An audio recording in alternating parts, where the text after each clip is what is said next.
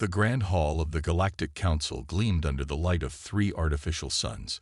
Thousands of beings from across the galaxy filled the circular chamber, their voices creating a steady hum of excitement. Today wasn't just another monthly meeting. King Marcus of the Stellar Empire had promised a special announcement. James Smith shifted uncomfortably in his seat, trying to ignore the looks of amusement from the alien representatives around him. As Earth's ambassador, he had grown used to their mockery. Humans were newcomers to the galactic stage, having achieved faster-than-light travel only 15 years ago. To most species present, they were little more than clever apes playing with technology they barely understood. The room fell silent as King Marcus stepped onto the central platform. His royal robes shimmered with embedded starlight, and his crown seemed to hold a galaxy of its own. Despite his alien features, the silvery skin and 4 arms typical of his species, he carried himself with unmistakable dignity. Honored representatives, his voice boomed through the chamber. I come before you today, not just as a ruler, but as a father. He paused, his eyes scanning the gathered assembly. As many of you know, my daughter, Princess Dawn, has reached the age of marriage. Murmurs rippled through the crowd.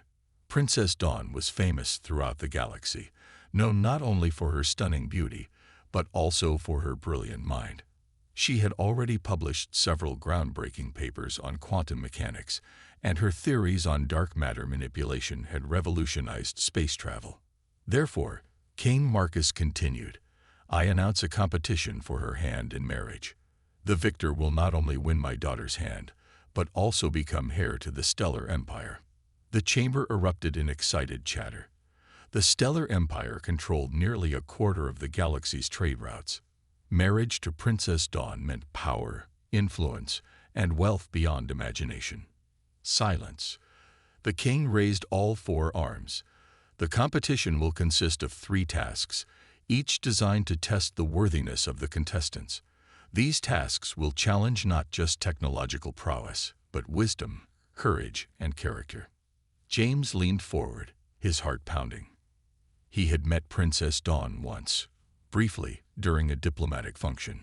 She had been different from the other aliens, curious about Earth, asking intelligent questions about human culture. She had even laughed at his jokes, which was rare for her species. The tasks will be revealed one at a time. King Marcus announced, any representative of a spacefaring race may enter. The competition begins in 1 standard month. Before James could stop himself, he stood up. I wish to enter the competition. The chamber went completely silent for 3 seconds. Then laughter erupted. Thousands of alien voices joined in mockery. A human, competing for Princess Dawn's hand. The primitive speaks, shouted Representative Glocks of the Mechanical Collective, his robotic body shaking with artificial mirth. Perhaps he thinks he can impress the princess with his species' quaint internal combustion engines, or their primitive neural networks they call brains, added another representative, triggering more laughter. King Marcus raised his arms again, restoring order, his 6 eyes fixed on James with an unreadable expression. Ambassador Smith, you understand that you will compete against beings whose civilizations were crossing galaxies while your ancestors were still learning to make fire. James stood straight, fighting to keep his voice steady. I understand, Your Majesty. I still wish to enter. Very well. King Marcus nodded slowly. Your entry is acknowledged. As James sat down, he could hear the betting start around him. How quickly would he fail? Would he survive the first task? Some were even betting on whether he would withdraw before the competition began. But James smiled slightly, remembering something his grandmother used to say. Never underestimate someone with nothing to lose and everything to prove. Earth might be new to the galactic stage, but humans had something these advanced races had forgotten: the drive to achieve the impossible. The council meeting continued, but James barely heard it. His mind was already racing, preparing for whatever challenges lay ahead. He would show them all what one determined human could do, even if the entire galaxy was laughing at him. 1 month passed quickly. The day of the first challenge arrived with all the grandeur the Galactic Council could muster. A massive space station had been converted into an observation arena, where thousands gathered to watch the contestants face their first task. James stood among the 30 other competitors, each from different advanced civilizations. Next to him, a being made entirely of crystalline technology adjusted its quantum processors. On his other side, a creature of pure energy floated in a containment field, radiating confidence. Contestants. Cain Marcus's voice filled the arena. Your first task lies before you. He gestured to the massive window behind him, revealing a sight that made several competitors gasp. The maze of shifting stars stretched out before them, a massive construct of energy fields and gravitational barriers that formed an ever-changing labyrinth in space. The paths twisted and turned, disappearing and reappearing every 30 seconds. You must reach the center of the maze, the king explained. But be warned, the patterns of change are random. No computer has ever predicted them successfully. The other contestants immediately began preparing their equipment. The crystalline being deployed a network of quantum scanners. The energy creature split itself into 1,000 probes. Others brought out navigation systems worth more than Earth's entire economy. James pulled out what looked like an old compass and a small holographic device from his pocket. Look, someone in the audience shouted. The human brings toys to a space race. Laughter rippled through the crowd. Even some of the other contestants stopped their preparations to join in the mockery. The first contestant may begin, King Marcus announced. You each have 1 hour to reach the center. The crystalline being went first, its advanced systems mapping every possible path. It made it halfway before the shifting patterns trapped it in a dead end, forcing it to withdraw. The energy being tried next, its probes searching every route simultaneously. But the maze's energy fields interfered with its form, and it had to retreat. One by one, the contestants tried and failed. Their advanced technology proved useless against the random chaos of the maze. Finally, it was James's turn. He stepped onto the launch platform, holding only his simple tools. Betting pool closes in 5 minutes, someone shouted from the audience. Odds are 10,000 to 1 that he doesn't last 30 seconds. James ignored them. He activated his small holographic device, projecting the simple 3D image of the maze's current configuration in front of him. Then he looked at his compass, which wasn't really a compass at all. It was a modified gravitational wave detector he had built himself, inspired by the tools used to detect black holes on Earth. Begin, the king commanded. James took a deep breath and stepped into the maze. Instead of trying to predict the changes, he watched how the gravitational waves flowed through the structure. Humans had evolved to recognize patterns in chaos. It was how their ancestors had tracked prey and predicted weather. The maze shifted. James moved with it, flowing like water through the changing paths. Where others had fought against the chaos, he became part of it. His simple holographic display showed him where he was, while the gravity detector told him where he could go next. The audience fell silent as James progressed deeper into the maze than any previous contestant. Even King Marcus leaned forward in his throne, 6 eyes widened in surprise. When the maze shifted again, James didn't hesitate. He turned left, then right, then waited 3 seconds before diving through a gap that appeared exactly where he expected it to. 15 minutes after he entered, James reached the glowing platform at the center of the maze. The silence in the arena was deafening. Impossible. The crystalline being buzzed. What technology did he use? James held up his simple tools. Sometimes the oldest solutions work best.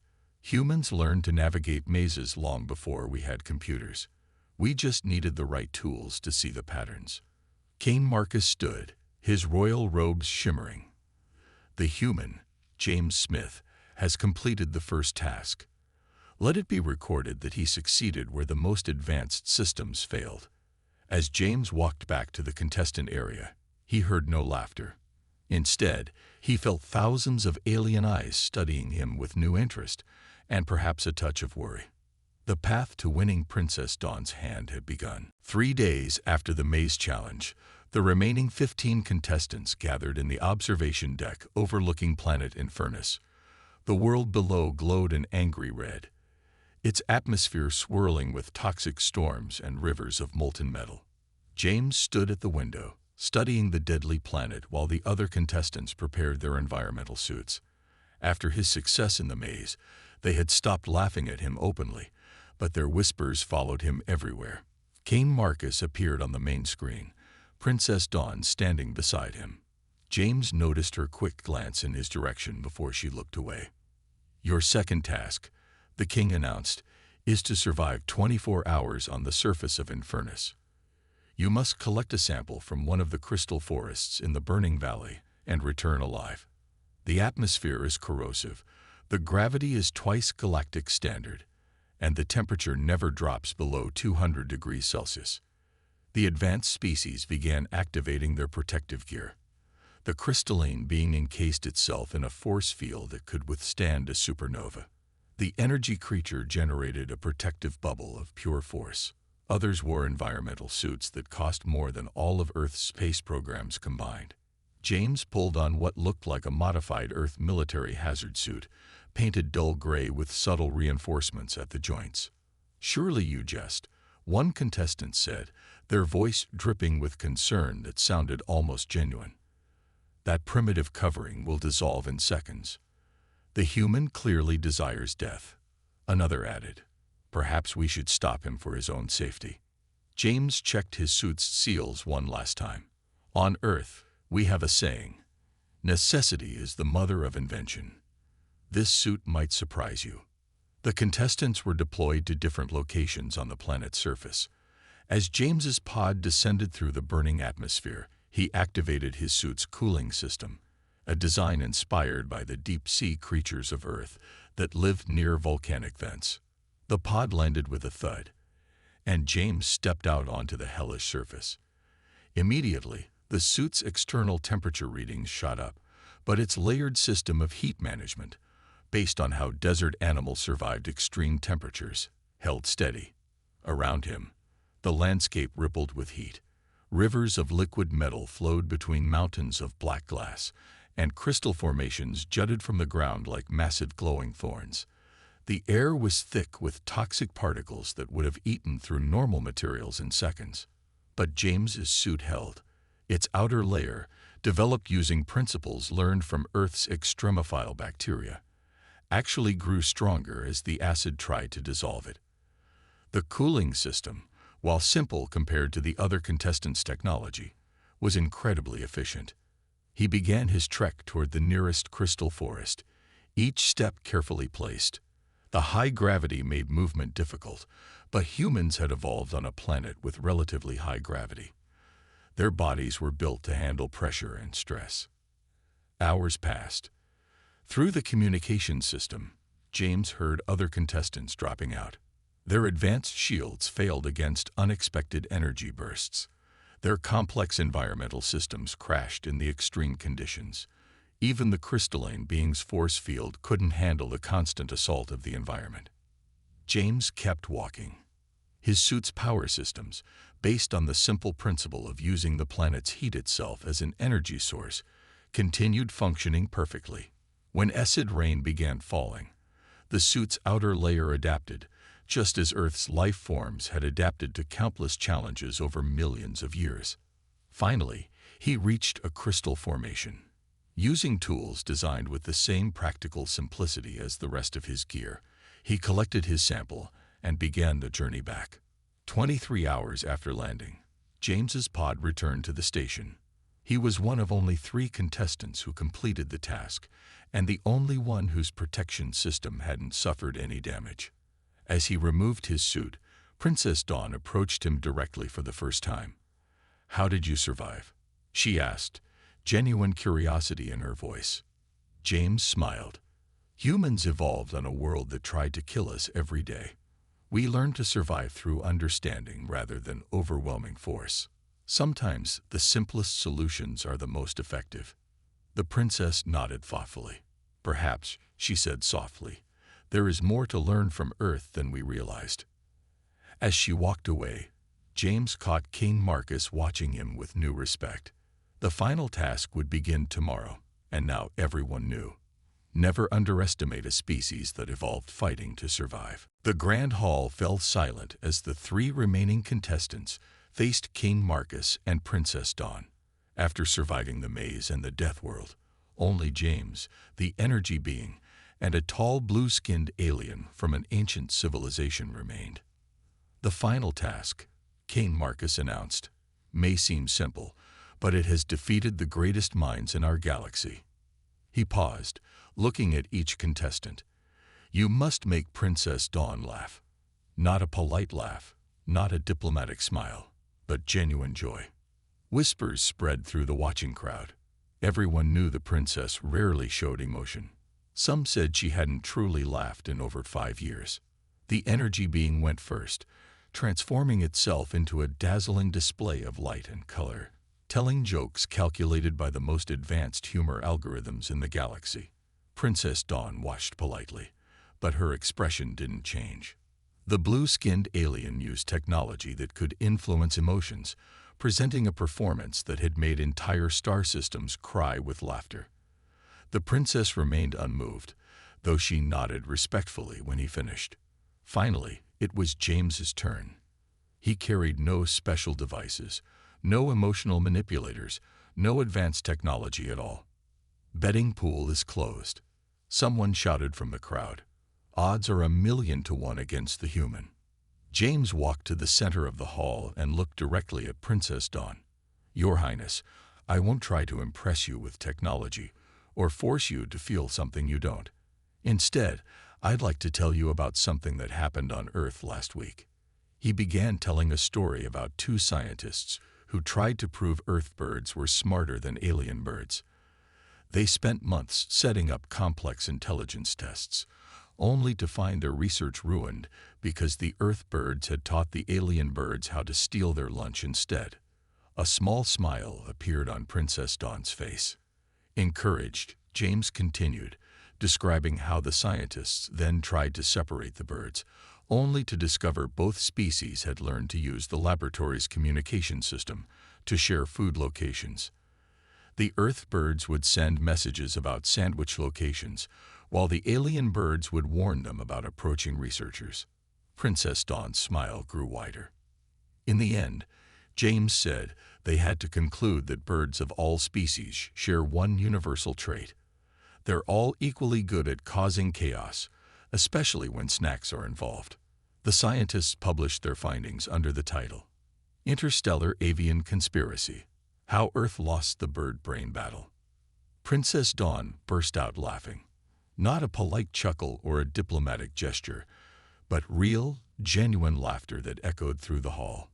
Even King Marcus looked startled. "It's funny," she said, still smiling, "because it's true.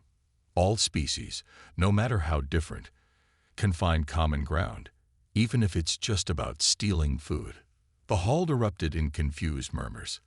The other contestants stared in disbelief. The energy being flickered rapidly, its patterns showing distress. "How?" the blue-skinned alien demanded. "What emotional manipulation technology did you use?" "None," James replied. "Just a true story that shows how life everywhere has more in common than we think. Sometimes the best way to connect isn't through technology, but through sharing experiences we can all understand." Princess Dawn stepped forward, still smiling. "The human speaks truth. His story made me laugh because it was genuine, not calculated. He showed wisdom in understanding that joy cannot be forced. It must be shared." King Marcus raised all 4 arms for silence. "The final task is complete. James Smith, representative of Earth, has succeeded where all others failed. He has proven that true connection requires more than advanced technology or calculated perfection." The princess's eyes met James's, and he saw something there he hadn't expected: respect, and perhaps something more. "The winner," King Marcus declared, "of all 3 tasks is James Smith of Earth." The hall exploded with a mixture of shocked gasps and grudging applause. the energy being dimmed to nearly nothing, while the blue-skinned alien stood frozen in disbelief. But James hardly noticed their reactions. He was looking at Princess Dawn, who was still smiling. Not the diplomatic smile she showed the galaxy, but a real one that reached her eyes. Sometimes, he thought, the simplest truth was the most powerful. No matter how advanced a civilization became, genuine connection would always matter more than technology. The celebration following James's victory lasted well into the night. The grand hall had been transformed into a massive banquet space, with representatives from 1,000 worlds struggling to make sense of how a human had won all 3 tasks. James sat at the high table beside Princess Dawn, still trying to process his own success. The food before them changed color based on its temperature, and the drinks floated in bubbles of pure energy, luxuries that would have seemed impossible to him just a few months ago. "You don't seem surprised," James said quietly to the princess, noticing how calmly she was taking everything. Princess Dawn turned to him, her silver eyes reflecting the starlight that streamed through the crystal ceiling. "Perhaps," she said with a slight smile, "because I'm not." Before James could respond, she stood, drawing the attention of everyone in the hall. The floating lights dimmed, focusing on her as she prepared to speak. "Honored guests," her voice carried clearly through the vast space. "You all wonder how a human succeeded in these tasks. The truth is, I designed each challenge myself." A wave of shocked murmurs swept through the crowd. Even King Marcus looked startled, though there was pride in his 6 eyes as he watched his daughter. "For years, I have studied Earth in secret," Princess Dawn continued. "While others dismissed humans as primitive, I saw something different. I saw a species that solved problems in ways we had forgotten." She gestured to a large screen that appeared behind her, showing recordings of the 3 tasks. "The maze," she said. "It wasn't about having the best navigation technology. It was about understanding patterns in chaos, something humans evolved doing while tracking prey and reading weather patterns." The screen showed James moving through the shifting maze, flowing with its changes instead of fighting them. "The survival challenge on Infernus," she continued. "It wasn't about having the strongest shields. It was about adaptation and efficiency, traits humans developed surviving on their own world of extreme environments." Images flashed of James's simple but effective suit design, contrasted with the failed advanced systems of other contestants. "And the final task." Her voice softened. "It was never about advanced humor algorithms or emotional manipulation. It was about genuine connection. Understanding that beneath our different appearances, all sentient beings share common experiences." She turned to face James directly now. "You succeeded not despite being human, but because of it. Your species still remembers what many of us have forgotten, that the most elegant solutions often come from understanding rather than overwhelming force." King Marcus stood then, joining his daughter. "You planned this all along?" he asked, though his tone suggested he already knew the answer. "Yes, father," Princess Dawn replied. "Our civilization has grown so dependent on advanced technology that we've lost touch with simpler truths. We needed someone to remind us that progress isn't just about having the most powerful tools. It's about how wisely we use what we have." James finally understood. "That's why you made sure the challenges couldn't be solved by technology alone." "Exactly," she smiled. "Each task required qualities humans still possess: adaptability, resilience, and the ability to connect with others. Qualities many advanced species have forgotten in their rush to develop ever more powerful technology." The hall had fallen completely silent, thousands of beings from across the galaxy processing this revelation. Some looked thoughtful, others uncomfortable, as they realized how thoroughly their prejudices had been exposed. "But why go to such lengths?" someone called from the crowd. Princess Dawn's answer was simple: "Because the galaxy needs balance. We need to remember that true advancement comes not just from technology, but from wisdom in how we use it. Humans haven't forgotten that lesson yet." She turned to James again, but now addressed the entire hall. My future husband won not through technological superiority, but through understanding. Perhaps it's time for all of us to remember that some problems require more than just advanced technology to solve. As the truth of her words sank in, James realized that this marriage would be about more than just a human winning a princess's hand. It would be about bridging two different approaches to solving problems: advanced technology and fundamental understanding. The galaxy would never be the same. The day after Princess Dawn's revelation, the Galactic Council called an emergency session. The massive chamber buzzed with tension as representatives from every major civilization demanded to be heard. The wedding announcement had sparked a crisis that threatened the very foundation of galactic politics. James sat in Earth's designated spot, watching as various species argued among themselves. The crystalline being who had failed the maze challenge now led a group demanding the competition be declared invalid. This was a deliberate manipulation. Its voice resonated through the chamber. The princess designed these tasks specifically for human abilities. It's an unfair advantage. King Marcus stood at the central platform, his royal presence commanding attention. Was it unfair when you brought quantum computers to solve the maze, when others brought emotional manipulation technology for the final task? That's different. The blue-skinned alien who had failed the last challenge protested. We used advanced technology developed over thousands of years. The human used intelligence, Princess Dawn suggested, stepping forward to join her father. Adaptability, the very qualities that helped their species survive and reach the stars. The energy being flickered angrily. They've barely had faster-than-light travel for 15 years. The marriage contract would give them significant influence over galactic trade routes. It's too much power for such a young species. James finally stood, his voice calm but firm. You call us young, yet in 15 years we've accomplished what many species took centuries to achieve. Not because we're better, but because we remember something important. The chamber grew quiet, curiosity overcoming anger. We remember, James continued, that every problem has multiple solutions. Sometimes the most advanced solution isn't the best one.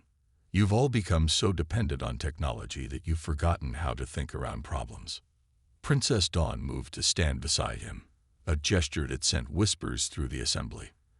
That's exactly why I designed the tasks as I did. Look at your own histories.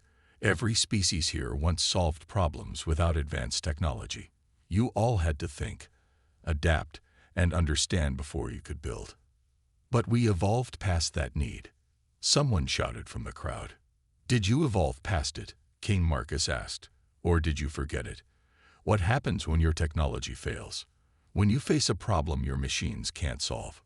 The chamber fell silent as his words sank in. An ancient being, skin like wrinkled bark, slowly rose from its seat. I remember, it said in a creaking voice, when my people first reached the stars. We had less technology than humans have now, but we had understanding. We knew how to observe, adapt, and learn. It turned its ancient eyes to the assembly.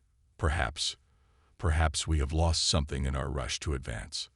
One by one, other representatives began to nod. The angry shouting gradually turned to thoughtful discussion. King Marcus raised all four arms for attention.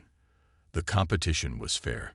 Each contestant was free to use whatever methods they chose.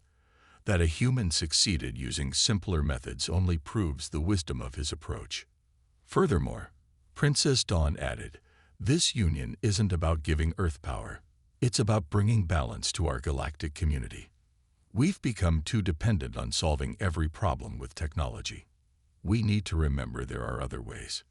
James looked around the chamber, seeing the change in the faces of those who had once mocked him.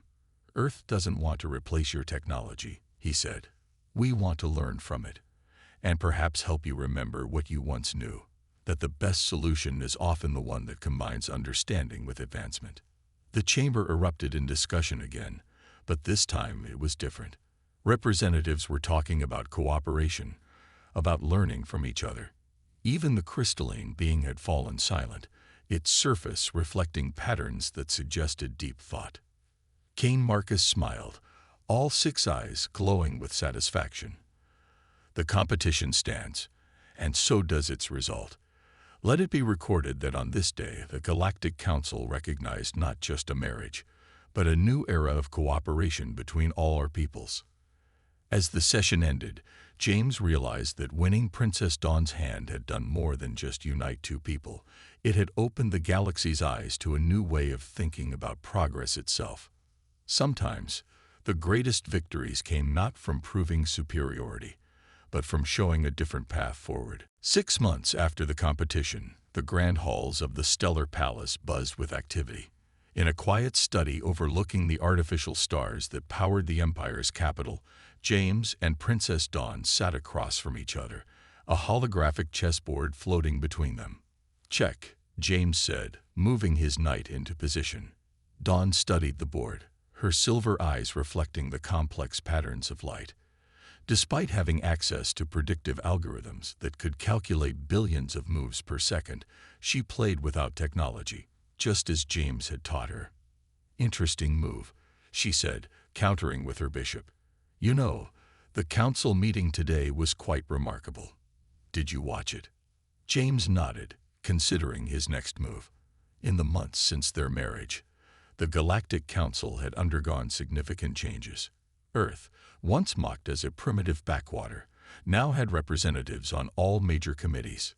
3 more worlds achieved faster than light travel this month, Dawn continued.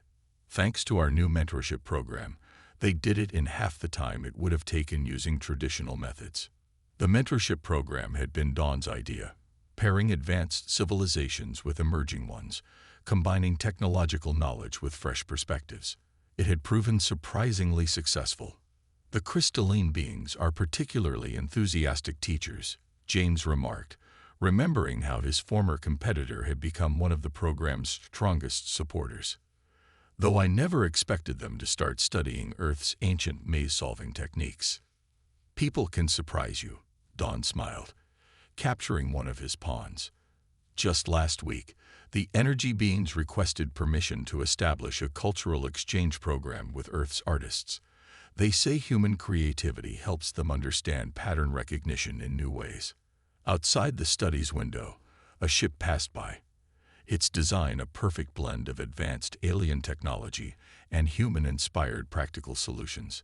It was one of many such innovations that had emerged from the new era of cooperation. "Your father seems pleased with how things are turning out," James said, moving his queen to safety. "He is. The Empire's trade revenues have increased by 30% since we began implementing hybrid solutions." Dawn paused, her expression thoughtful. "But more importantly, he says he hasn't seen this much genuine innovation in centuries. People are thinking again, not just relying on machines to think for them." James smiled, remembering how far things had come. The same beings who had once laughed at primitive human solutions now regularly sought Earth's input on complex problems. Not because humans had superior technology, but because they offered different ways of seeing challenges. The university's new problem-solving curriculum is being adopted across 17 star systems, Dawn added. She had developed it herself, combining advanced technological education with Earth's emphasis on creative thinking and practical understanding. "Checkmate," James said suddenly, completing a trap he had set up 5 moves ago. Dawn blinked, then laughed, that same genuine laugh that had won him the competition. "I was so busy talking about progress that I missed the simple threat right in front of me. Rather fitting, don't you think?" They both looked up as King Marcus entered the study, all 4 arms carrying different data tablets. "The final reports from the frontier colonies are in," he announced. The new hybrid shield designs worked perfectly. Simple Earth-inspired modifications made them twice as efficient.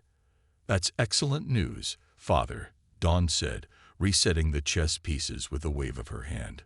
"Will you join us for a game? James has been teaching me some fascinating strategies from Earth's history." The king settled into a chair, his royal robes shimmering. "I'd be delighted. Though I must admit, these ancient human games have proven surprisingly challenging. No wonder your species learned to think so creatively. As they began a new game, James reflected on how much had changed. The galaxy had learned that true progress came not from technology alone, but from combining the wisdom of experience with the power of innovation. Humanity hadn't needed to prove its superiority. They had shown something far more valuable, that every civilization, no matter how advanced or primitive, had something worth teaching.